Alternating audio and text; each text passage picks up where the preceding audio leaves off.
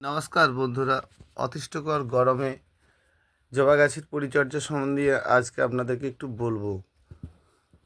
তো আমরা সবসময় চিন্তা করি যে জবা গাছের পাতাগুলো হলুদ হয়ে যাচ্ছে। দেখুন, যখন গাছের পাতার বয়স হয় সেটা হলুদ হয়। জানতে হবে, যদি পাতা গাছের নিচের থেকে হলুদ হয় সেটা কোনো ক্ষতিই নয়। যদি ওপর থেকে সেই হলুদটা হতে থাকে তাহলে কিন্তু ভীষণ ক্ষতি। গাছের উপর থেকে পাতা হলুদ হয়ে যাওয়া গাছের মৃত্যুর কারণ। এর থেকে আপনাকেই রক্ষা করতে হবে, আপনার গাছ সুন্দর রাখতে হবে। আপনার গাছ তা কি করে রাখবেন সেই নিয়ে আজ একটু বলবো।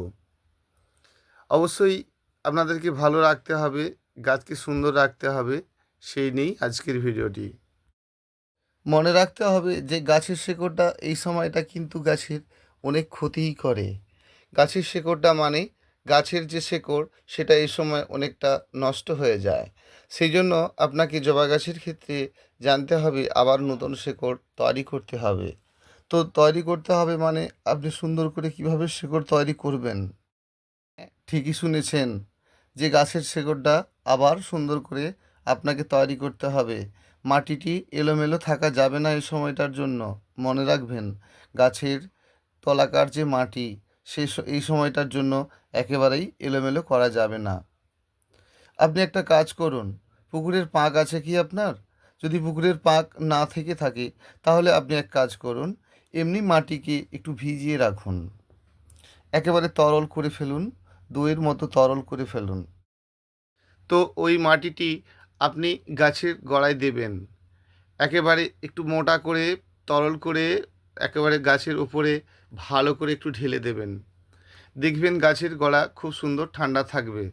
শুধুই মাটিটা কেন দেবেন, ওর সঙ্গে একটু বাদাম খোল অল্প পরিমাণে দিয়ে একসঙ্গে পচিয়ে ফেলুন। তার সাথে দিন অল্প করে একটু ভাতের মাড় একসঙ্গে দিয়ে আপনি যদি গাছের গোড়ায় দেন তো বেশি ভালো হবে। অল্প 1 চামচ মাত্র নাইট্রোজেন দেবেন। এক চামচ নাইট্রোজেন দেবেন মানে ধরুন আপনার 10 লিটার যদি জল হয় সেক্ষেত্রে মাত্র 1 চামচ যে কোনো নাইট্রোজেন সার কিন্তু আপনি দেবেন। তো যখন আপনি মাটিটা ভেজাচ্ছেন তার সঙ্গে খোল দিচ্ছেন, দিচ্ছেন ভাতের মাড়, আর কেবলমাত্র 1 চামচ দিচ্ছেন যে কোনো নাইট্রোজেন সার। তো 3 দিন 3 রাত যাক না, তারপরে ওটি কিন্তু আপনি গাছের গোড়ায় দিন, ভালো করে দিন। দেওয়ার পরে আর জল দিলেন না, খুব সুন্দর শুকনো হবে, আবার জল দেবেন। দেখবেন গাছের পাতা আর আপনার হলুদ হয়ে যাচ্ছে না। আবার পাতা কিন্তু আপনার একেবারে কাঁচা আমের মতো হতে থাকবে। এভাবে করতে থাকুন, গাছ খুব ভালো থাকবে। এখন মাটিতে কোনো জৈব সার আপনি ভিজিয়ে দেবেন। ধরে নিন খোল ভিজিয়ে দিচ্ছেন, এই তো। তো যখনই আপনি খোল ভিজিয়ে দিচ্ছেন সেখানেই পোকার জন্ম কিন্তু আপনার হচ্ছে। অতএব যে কোনো খাদ্যকে যখন আপনি ভিজিয়ে দেবেন তাতে 2-1 ফোঁটা কেবলমাত্র কীটনাশক ওষুধ ওই জলটির মধ্যে দিন। তাহলে দেখবেন গাছের মধ্যে পোকার পরিমাণ অনেক কম হবে। এই সময় মাটি খোপড়ানো যাবে না। অবশ্যই গ্রিন নেটে এই সময়টার জন্য রাখবেন। যদি গ্রিন নেট না থাকে তাহলে একটু ছাওয়া রৌদ্রতে অবশ্যই রাখবেন। গাছে স্নান করিয়ে বারে বারে জল দেবেন, স্নান করাবেন। স্নান করালে গাছ খুব সুন্দর সুস্থ থাকবে। আপনি যতই ধরনের ওষুধ মারুন না কেন এই সময়টা অতিরিক্ত গরমে একটু জবার পাতা আগমাগ থাকবেই। তাহলেও আপনি ওষুধ অবশ্যই মারবেন, কম কাজ হলেও কিন্তু দেবেন। বেশি পরিমাণে কীটনাশক দেওয়ার দরকার নেই। তো মাঝে মধ্যে কিন্তু আপনি একটু একটু দেবেন, কারণ পোকাটা যদি এসে বাস করে তাহলে একটা সময় গাছের ভীষণ ক্ষতি করবে। অবশ্যই আপনি খাদ্য দেবেন, পরিমাণে কিন্তু কম দেবেন, কারণ এই সময়টা খুব বেশি গাছ খাবেই না। অতএব আপনাকে দিতে হবে আপনার গাছটি ভালো রাখার স্বার্থে। অবশ্যই দিতে হবে খাদ্য। খাদ্য না দিলে গাছ সুন্দর থাকবে কি করে? অবশ্যই খাবার দেবেন, কিন্তু পরিমাণে কম দেবেন। যখনই যে কোনো খাদ্যকে মাটির সঙ্গে ভিজিয়ে দেবেন বা শুকনো দেবেন, তার সঙ্গে কীটনাশক ওষুধ অবশ্যই দেবেন। যদি আপনি গুঁড়ো খাবার মানে শুকনো খাবার দেন তাহলে আপনি দানা ওষুধ দেবেন। যদি আপনি লিকুইড খাবার দেন সেখানে কিন্তু আপনি লিকুইড ওষুধ দেবেন। তো যদি আপনি দেন তাহলে কিন্তু মাটির মধ্যে পোকাটাই আপনার আসবে না।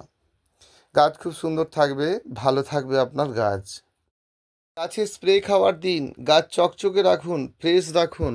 তো স্প্রে খাবার আপনি জানেন না বুঝি কিভাবে স্প্রে খাবার করবেন, এই তো আপনি একটি বোতলে, ধরুন একটি যে কোনো প্লাস্টিকের বোতলে বা কাঁচের বোতলে আপনি অল্প করে একটু, ধরুন 100 গ্রাম যে কোনো বাদাম খোল, সরষার খোল, এটা ওটা যে কোনো খাদ্য আপনি ভিজিয়ে দিন। ঠিক 12 ঘন্টা চলে যাওয়ার পর ওর থেকে চা চামচের 1 চামচ করে নিন ওই ভেজা খাবারটি। তো চা চামচের 1 চামচ আপনি ওই ভেজা খাবারটা নিয়ে ঠিক 2 থেকে 3 লিটার জলে গুলে ফেলুন।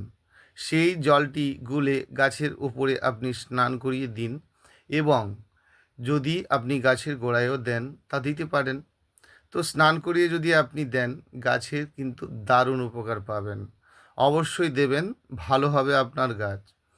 গাছের যে কোনো খাদ্যকে আপনি স্প্রে করতে পারেন, গোড়ায়ও দিতে পারেন। স্প্রে করতে গেলে তার পরিমাণটা আপনাকে জানতে হবে। ঠিক শুনেছেন, যে 100 গ্রাম মশলা যখন আপনি একটি বোতলে ভিজিয়ে দিচ্ছেন, তার থেকে কেবলমাত্র ওই ভিজা মশলাটির 1 চামচ নিলেন, 2 থেকে 3 লিটার জলে সেটি গুলে ফেলবেন। সেই জলটি দিয়ে এরকম ছোট ছোট গাছে স্নান করিয়ে দেবেন, গোড়াতেও যাবে এবং গাছের পাতার ওপরেও পড়বে। যদি আপনার গাছ খুবই ছোট থেকে থাকে তাহলে আপনি 4 লিটার জলে দিন ওটি। 1 চামচ মানে 4 লিটার জলে দিন। বড় গাছ হয় তাহলে আপনি 3 লিটার জলে দিন। জানবেন আপনার দারুণ কাজ হবে। গাছের গোড়ায় একেবারে ডুবিয়ে দেবেন ওই জলটি এবং স্নান করাবেন। দেখবেন ভালো কাজ পাচ্ছেন। ওষুধের কাজ জানতে হবে, প্রয়োজন থাকলে অবশ্যই আপনাকে ওষুধ দিতে হবে।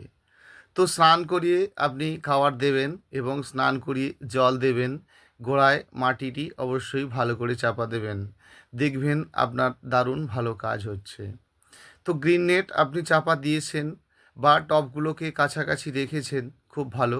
যদি আপনি গ্রিন নেট চাপা দিয়ে দেন তাহলে কিন্তু ধরুন সবসময়ের জন্য চাপাটি রাখবেন না।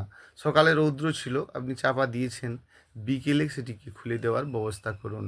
তাহলে জানবেন আপনার গাছের পাতা কিন্তু একেবারেই পাতলা হয়ে যাবে না। একেবারেই পাতলা হয়ে গেলে কিন্তু ক্ষতি, সেটা যেন না হয়। ধরুন দীর্ঘদিন ধরে আপনি গাছের গোড়ায় ভালো করে জল দিচ্ছেন, ছাওয়ায় রাখছেন, হঠাৎ একদিন ভালো বৃষ্টি হলো, দেখবেন গাছের এক একটা কাণ্ড থেকে একেবারেই দেখবেন বেশ কিছুটা করে পচে পচে গিয়ে ওই ডালটি নষ্ট হয়ে যাচ্ছে। কারণ গাছটি সঙ্গে সঙ্গে যখন ঠান্ডার মধ্যে স্যাঁতসেঁতে জায়গার মধ্যে থাকে, হঠাৎই একদিন ভালো করে রৌদ্র পেয়ে গেলে সেটি ক্ষতিই হয়। গাছ অভ্যাসের দাস, তাকে আপনাকে অভ্যাস করাতেই হবে। এভাবেই করবেন, জানবেন আপনি কিন্তু খুব ভালো গাছ অবশ্যই করতে পারবেন। নমস্কার বন্ধুরা, আজ আপনাদেরকে এই পর্যন্তই বললাম। জানতে চাইলে অবশ্যই জানবেন, ফোন নাম্বার জানা আছে 9609456194। অবশ্যই অবশ্যই যেগুলো বললাম সেগুলো করবেন, দেখবেন খুব সুন্দর থাকবে আপনার গাছ, খুব ভালো থাকবে। অবশ্যই যারা চ্যানেলটি সাবস্ক্রাইব করেন না, অবশ্যই সাবস্ক্রাইব করবেন, শেয়ার করবেন, লাইক করবেন। ধন্যবাদ, নমস্কার।